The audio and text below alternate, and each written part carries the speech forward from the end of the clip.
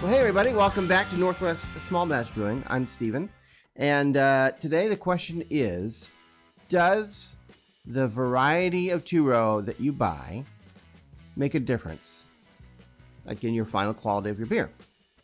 Now, for years, I've been buying 55-pound bags of two-row from my local homebrew store because it's cheaper. And it's really the only malt I can say that I use enough where I can buy that large a quantity. I mean, it can last me for 6 months, sometimes longer, depending on what kind of beers I'm making. But the question is, like, I always buy the cheapest, you know. Out here, I get Great Western two-row. Obviously, it's going to vary depending on where you live.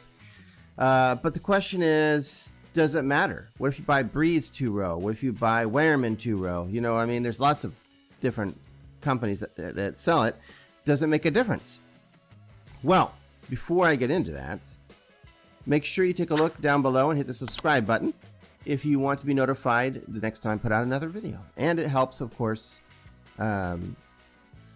support my page.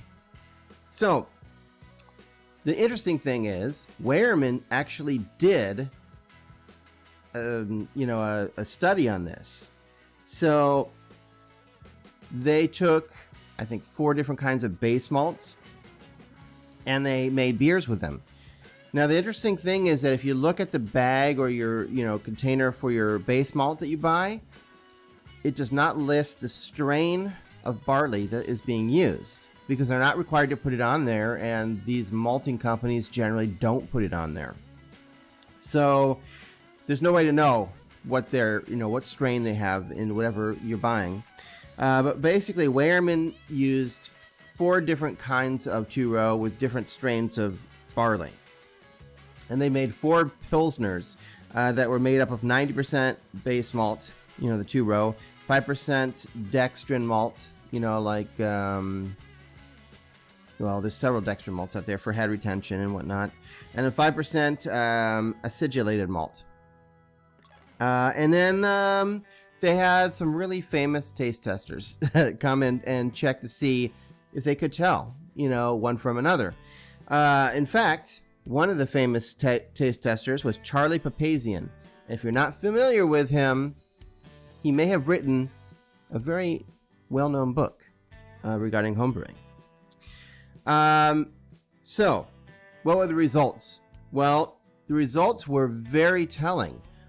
First of all, one of the beers definitely tasted maltier and more bitter than the others. One of them had a better mouthfeel than the others. One of them was more acidic than the others. And one of them had more sulfur and diacetyl than the others. The bottom, the final result is they could 100% tell the difference between the 4 beers in a blind test. And one of them apparently outshined all the rest. So, and I can't tell you which brand is which because they just listed the variety of barley, not like the brand names. So, conclusions. So, for large breweries, they get to choose what variety of barley they're going to use in their two-row. So if you're Bud Light, because they're buying such massive quantities of two-row and they're buying it for like an entire year, right? They make a huge purchase that lasts them, hopefully, they project for that for, I guess, the year. But because they're spending so much money, the maltsters are happy to give them exactly what they want.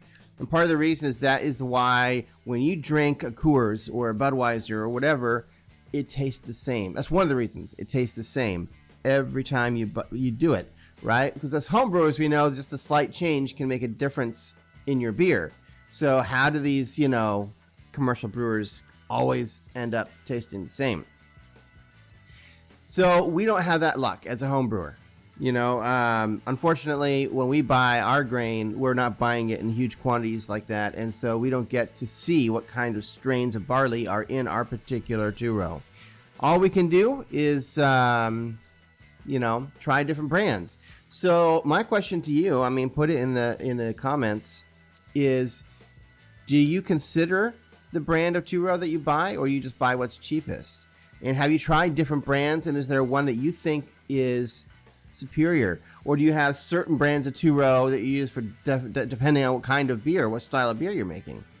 I'm thinking about trying different ones now. So the next time I'm in the market, to replenish my supply of two-row, or I might wait, and instead of buying a big bag, I might start trying different kinds of two-row first in my individual beers, and then when I find one that I think is superior, maybe I'll use that as my, my big purchase of two-row.